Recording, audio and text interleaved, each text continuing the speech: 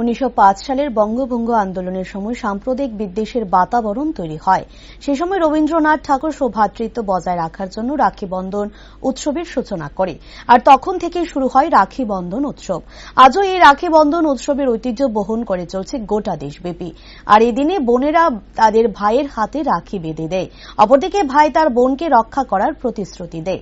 একইভাবে 30শে আগস্টে সারা দেশ জুড়ে পালিত হবে রাখি পূর্ণিমা উৎসব।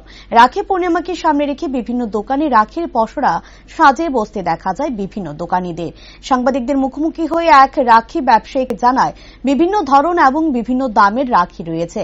রাখির চাহিদা অন্যান্য বছরের তুলনায় বছর কিছুটা কম, আর কয়েকদিন রয়েছে তারপরই রাখি। এই কয়েকদিনের ব্যবসা ভালো হবে বলে মনে হয় না, তাও ভালো ব্যবসার আশা রাখছে দোকানিরা।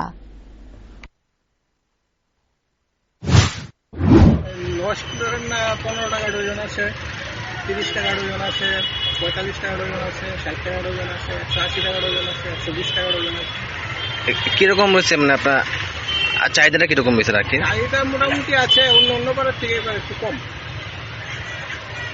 হাতে তো সময় আছে প্রায় কয়েকদিন, তো কি আশা করতেছেন ব্যবসা?